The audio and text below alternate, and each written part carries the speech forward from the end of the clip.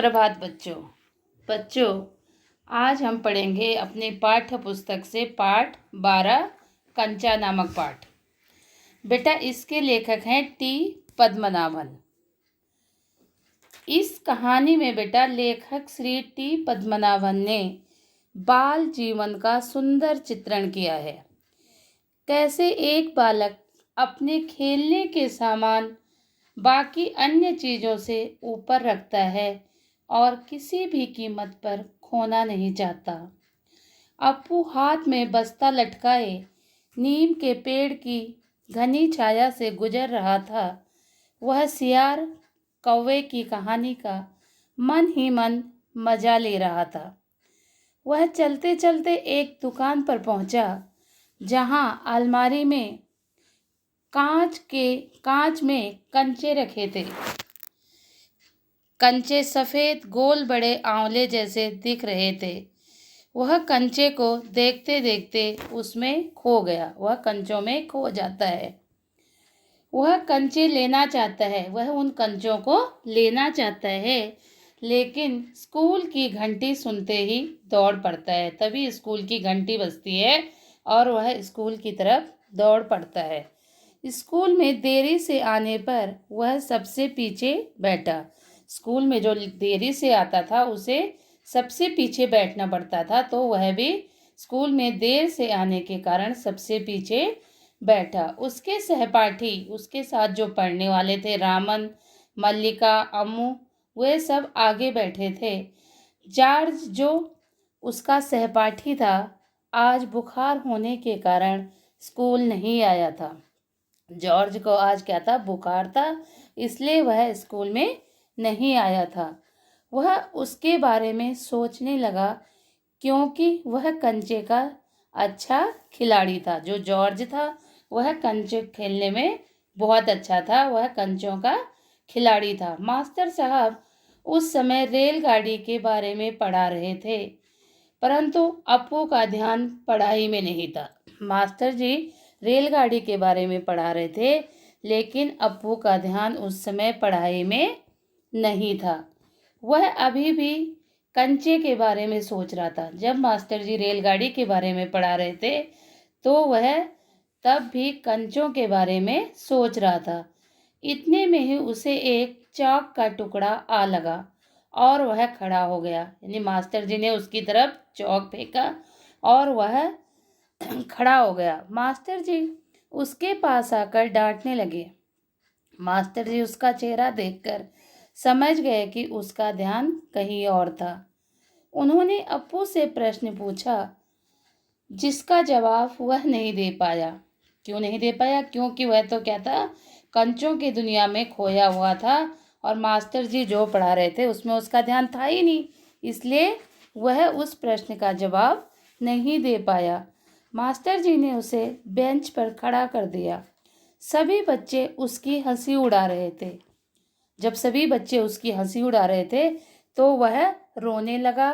Bench पर खड़ा अप्पू अभी भी कंचों के बारे में सोच रहा था। वह बेंच पे खड़ा था, लेकिन फिर भी क्या सोच रहा था? कंचों के बारे में ही वह सोच रहा था।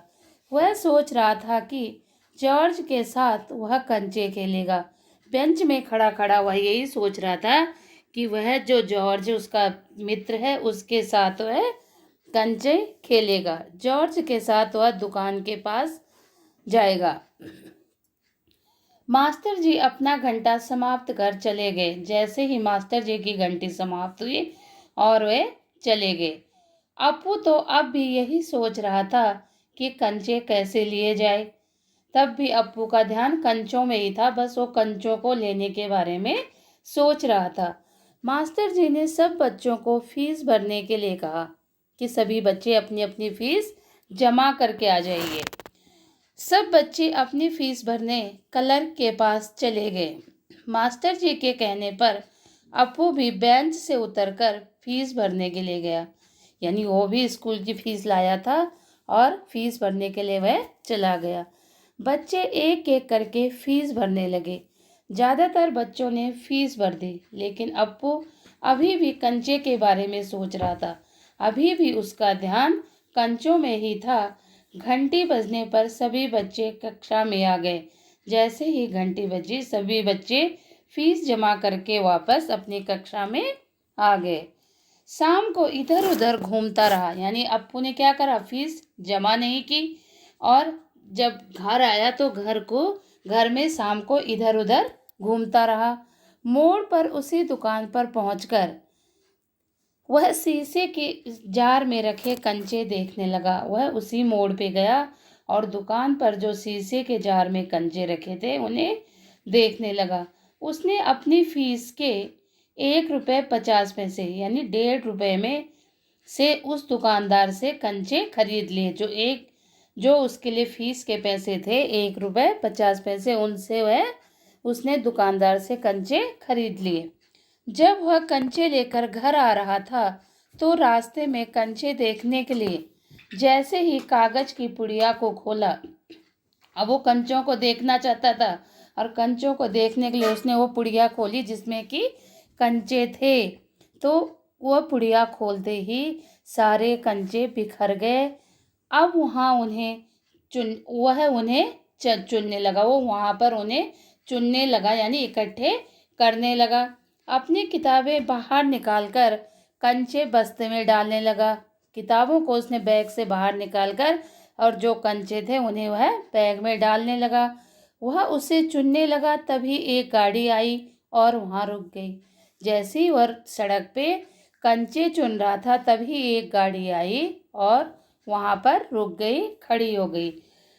गाड़ी के ड्राइवर को अप्पू के ऊपर गुस्सा आया। क्यों गुस्सा आया? क्योंकि वह सड़क के बीच में था, पर उसे खुश देखकर वह मुस्कुराकर चला गया।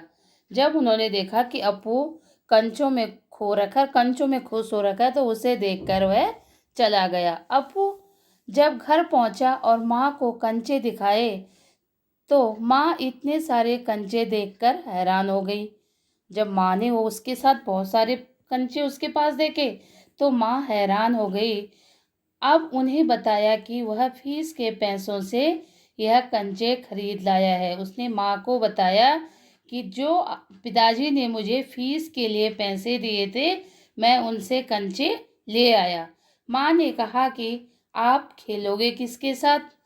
कि ठीक है, कंचे तो आप ले आए हो, लेकिन आप किसके साथ खेलोगे ने? यह कहकर माँ रोने लगी। क्यों?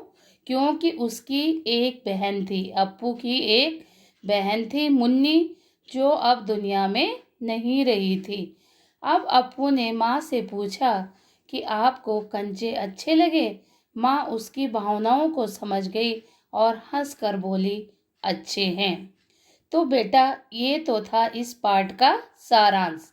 आपको यह पाठ अपनी पुस्तक से पढ़ना है और जो इसमें कठिन शब्द है वह आपको अपनी कॉपी में लिखने हैं। धन्यवाद। आपका दिन मंगलमय हो।